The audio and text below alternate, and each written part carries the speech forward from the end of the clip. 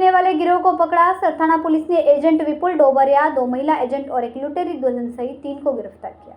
सूरत में लुटेरी दुल्हन द्वारा बारातियों को अपना शिकार बनाने की घटनाएं लगातार सामने आ रही है। सरथाना थाना इलाके में एक बार फिर एक युवक द्वारा शादी का जोड़ा बांधने और बाद में 1.35 लाख से ज्यादा वोट लेकर भाग जाने का मामला सामने आया है, जिसके आधार पर पुलिस ने अपराध दर्ज कर लुटेरी दुल्हन दलाल समेत 3 लोगों को गिरफ्तार कर कानूनी कार्रवाई की। वाराछा क्षेत्र के योगी चौक में रहने वाला 39 वर्षीय व्यक्ति तलाकशुदा था। तब उनका परिवार दुल्हन की तलाश कर रहा था। इस बात को लेकर रिश्तेदारों में बातचीत होती रही। हालांकि पिछले जून में उसके परिचित हसमुख चाचा का संपर्क डिंडोली के विपुल डोबरिया से हुआ। विपुल और ज्योति ने मिलकर संजना नाम की लड़की की फोटो दिखाई और उससे मुलाकात कराई। उन्होंने ये भी कहा कि यूके संजना के पिता जीवित नहीं है, इसलिए ज्योति को 1.5 लाख रुपए देने होंगे।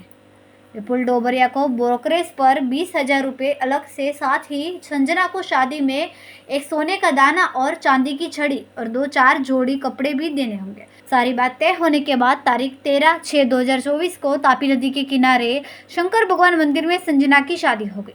शादी के बाद सभी विवाह प्रमाण पत्र बनाने के लिए जोन कार्यालय गए, जहां संजना के पास मूल दस्तावेज नहीं होने के कारण विवाह प्रमाण पत्र नहीं बन सका।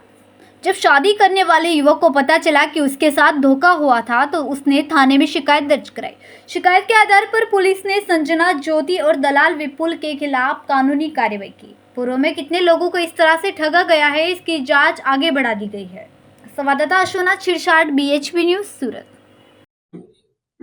સુરત શહેરના સરથાણા પોલીસ સ્ટેશનમાં ગત 6ઠા મહિનામાં એક અરજી આવી હતી વિપુલભાઈ ડાયાણીના નામથી કે એમની સાથે એવું ચીટિંગ થયું હતું કે એમને લગ્નની લાલચ આપીને એમની પાસેથી 1,35,000 જેટલા રૂપિયાની છેતરપિંડી કરવામાં આવી હતી। જે અરજીના અનુસંધાને સરથાણાના PI અને એમની ટીમે મહેનત કરીને એ જે ટીમ હતી, જે ટીમ એના સુધી પહોંચી ગયા। તો એમાં બનાવ એવો છે કે વિપુલ ડોબરિયા કરીને જે એક શખ્સ છે અને એને જ્યોતિ નામની એક છોકરીનો કોન્ટેક્ટ કરેલો અને બંને જણા મળીને જે છોકરીઓ કામ કરતી હોય, ઘરકામ કરતી હોય, એમને સમજાવે કે તમે અમારી સાથે અમે કહીએ કામ કરો, અને એ છોકરાને તૈયાર કરી અને નકલી દુલ્હન બનાવે અને સમાજમાં, સોસાયટીમાં એવા માણસો શોધે કે જેના લગ્ન ના થયા હોય અથવા જેને પત્નીની જરૂર હોય, એમને પછી વાતોમાં ભોળવી અને આ છોકરીની ઓળખાણ કરાવે, એના નામ બદલીને। તો આ જે ગુનો હતો એમાં જે છોકરી છે, જે દુલ્હન છે, એણે એનું નામ સંजना નામ આપેલું અને એની આ સંजना છે અને સંजना આ જ્યોતિને ત્યાં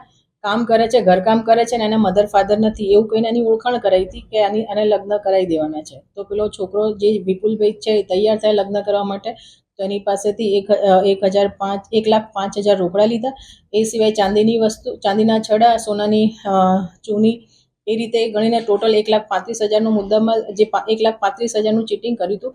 જેમાંથી આ જે રૂપાલી છે એને પેલા છોકરા સાથે તાપી નદીના કિનારે શંકર ભગવાનનું મંદિર છે ત્યાં જઈને લગ્ન કર્યા અને 3 દિવસ એ છોકરા સાથે રહી અને 3 દિવસ પછી એને એવું બહાનું કાઢ્યું કે મારા દાદી બીમાર છે તો મારે ખબર કાઢવા જવું પડશે, એમ કહીને એ જે ડિંડોલીમાં રહે છે ત્યાં એ બેન પાછી ગઈ અને પછી પાછી ના આવી। આ ભાઈએ ફોન કર્યો, રકઝક કરી કે હું નહીં આવું, એટલે આ જે અરજદાર હતા એમને શક ગયો, એટલે એમણે પોલીસ સ્ટેશનમાં અરજી આપી। એમાં અમારા PIએ મહેનત કરી અને આ જે ટીમ છે, આ 3 જણાની જે ટોળકી છે, હાલ 3ના નામ ખુલ્યા છે અને 3 જણાએ મળીને આમની સાથે જે ચીટિંગ કર્યું છે એ સિવાય બીજા 2 જણા સાથે પણ હકીકત મળી છે।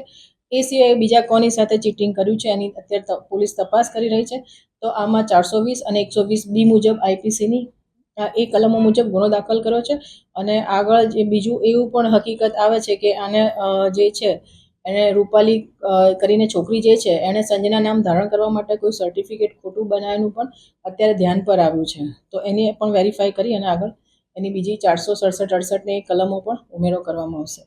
આગળ જે આ બીજી કઈ ઘટનામાં લોકો લગ્ન કર્યા હોય દુલ્હને, એ કઈ જગ્યાએ, કયા રાજ્યમાં, આ રાજ્યમાં છે, કઈ જગ્યાએ, કયા પોલીસ સ્ટેશન? એમાં અત્યારે પૂછપરછમાં અત્યારે રાજકોટ અને રાજસ્થાનનું જયપુર સિટી છે, એ 2 જગ્યા કે છે જે આ વર્ષમાં એને આ 3 જગ્યાએ લગ્ન કર્યા હતા। જે મહિલા છે જ્યોતિ નામક, એમના સાથે બીજી અન્ય છોકરીના પર કોઈ કોન્ટેક્ટ અથવા આવી છોકરીઓ છે જેના લગ્ન કરાવ્યા હશે?